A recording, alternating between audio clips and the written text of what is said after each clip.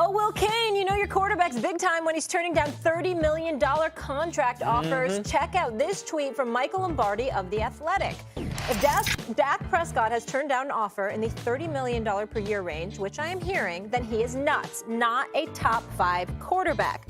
Prescott could become an unrestricted free agent next offseason under his current contract that is set to pay him $2.025 million in base salary this season per Spot Track. Well, let me ask you this. Should Dak have a problem with $30 million per year? He should. I don't know that that's the issue anyway. I don't know that $30 million a year is what Dak is turning down. We have to establish two things, first of all. The devil's in the details. Yeah. Who knows how much guaranteed money is offered in this contract? That's what it's all about, yep. And we don't know what Dak is actually turning down. Is he turning down $30 million a year on average? I don't know. Let's find out some more information first. Second, Mike Lombardi seems to think that the ranking of NFL quarterback salaries is a ranking of NFL quarterbacks. It's not, and don't mistake it for such. If it were, I would ask you right now, hey, is Kirk Cousins the 6th best quarterback in the NFL? Nope. No. But he's the 6th most highest paid quarterback on a yearly basis. How about Matt Ryan, 5th best quarterback in the NFL? That's an easy no. Come on. And yet he's the 5th highest paid quarterback on an annual basis. You're talking about a former league MVP and an MVP candidate. He put up MVP caliber numbers last year, even though they had a bad season because of all those injuries. All right, is Carson Wentz? He's 3rd overall in guaranteed money, too, and that's what really matters. Is Carson Wentz the 4th best quarterback in the NFL? I don't think so, not yet. No, not yet. But his upside, they paid him for his upside. And yet he makes the 4th most of any quarterback in the NFL on an annual basis at $32 million a year. It's not a ranking. What you make is not where you currently sit in the NFL. Dak Prescott is hitting the market at this time, and the market says that a starting quarterback makes more than $30 million a year. Stephen A., he has a legit reason to have a problem with this offer. I don't think he does. Here's why. Let's look at these numbers. First of all, I'll give you the numbers because I have them right in front of me, all right? Russell Wilson's at $35 million this year. Ben Roethlisberger's at $34 million this year. Aaron Rodgers at $33.5 million this year. Matt Ryan's at $30 million this year. Kirk Cousins is at 28. Carson Wentz is at 27.7. And Jimmy Garoppolo is at 27.5. So that's their salary for this year. When we talk about guaranteed dollars, just to throw this out to you, Carson Wentz is top of the list. $109.8 million guaranteed. Russell Wilson's second at $107 million. Matt Ryan's third at $100 million. Aaron Rodgers is fourth at $98.2 million. Matt Stafford is his fifth at $92 million in guaranteed dollars. That's the list that we have. So let's look at it this way. When we talk about $30 million, there's no definitive category because if it was definitive, if it was lock solid, then obviously Matthew Stafford wouldn't be up here. Aaron Rodgers would be hired, et cetera, et cetera. I get it. But the operative word here is problem.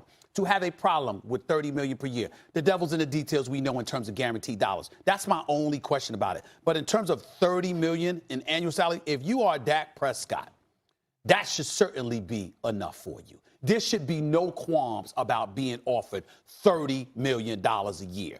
I think that it has to be about the guaranteed dollars. And if I'm him, I'm looking at a guy like a Carson Wentz, and I'm saying, excuse me, Carson Wentz gets $109.8 million in guaranteed dollars. So I definitely might deserve something along those lines. But when we say $30 million, Dak Prescott ain't worth more than $30 million. I think he's worth at least $25 million. I think because of Matthew Stafford, he definitely should get more than $27 million. But so if I feel that way, when you talk about $30 million, all right, Ben Roethlisberger, Russell Wilson, Aaron Rodgers, you ain't those dudes. You ain't those dudes. So first of all, no human being should have a problem with $30 million a year. Right. $30 million a year is ridiculous in any line of work. Sure. Anybody that has a problem with $30 million a year needs to get their priorities reset. I don't have a problem with the salary. I have a problem with Uncle Sam and his taxes, but that's a different subject. I hear you. We could do about 15 minutes on that. That's right. However, I'm glad you brought up Carson Wentz. My numbers say, by the way, Carson Wentz makes $32 million a year on average. Okay. If Carson Wentz makes $32 million a year on average, yeah, I didn't have that. Then Dak Prescott should expect every bit of $30 million plus. He should expect Carson Wentz money. What argument does Carson Wentz have over Dak Prescott? In fact, I want you to look at something, Stephen A. I had this drawn up. This is head-to-head. This is Dak Prescott versus Carson Wentz over the first 3 years of their career. Well, you can look at it that way, but let me... Hold on. Walk through it with me, would you? Sure. Okay. Which one does Carson Wentz win on?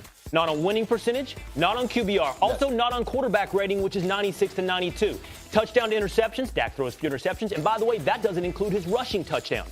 completion percentage, yards per attempt. Everybody tells me Dak is dink and dunk Dak. His yards per attempt are higher than Carson Wentz. Yeah, but you're looking at it strictly from a numbers perspective, and I respect where you're coming from. But my point to you is that you, of all people, should know this argument, being the Cowboy lover that you are.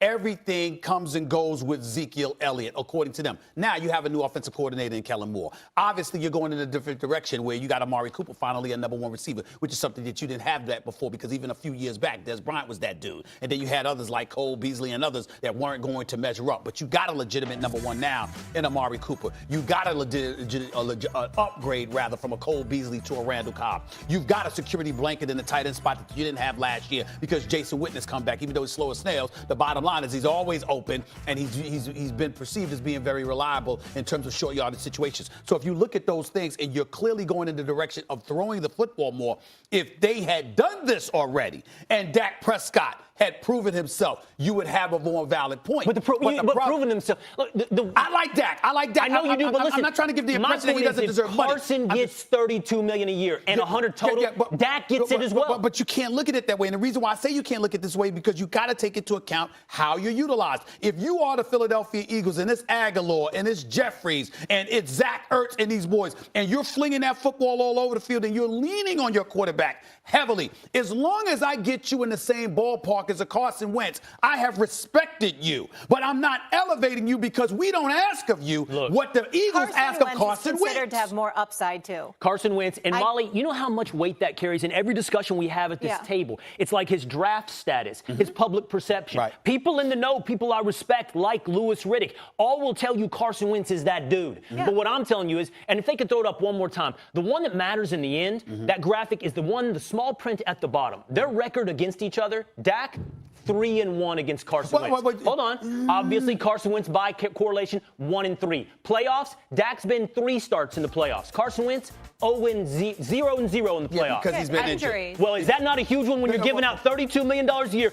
By the way, I don't think that's dismissive. That's the final check mark in Dak's column. Doesn't miss games. But what I'm saying to you is those arguments are plausible. I'm not trying to argue against it on that level. I'm simply making the argument that the Philadelphia Eagles, because of what they ask of their quarterback and because of what people like you and various others have discussed about what the Dallas Cowboys have refused, at least up to this point, to ask of Dak Prescott. That's where the issue lies. So he's a victim of his own circumstances, because had they leaned on him more, instead of Ezekiel Elliott with 304 carries last year, 322 carries his rookie year, both years they went to the playoffs, both times Dak Prescott was a Pro Bowler, had you not leaned on Ezekiel Elliott as much. The Eagles don't need to play Zeke or Amari either, so keep that in mind. Right. You got a lot of boys to pay over there.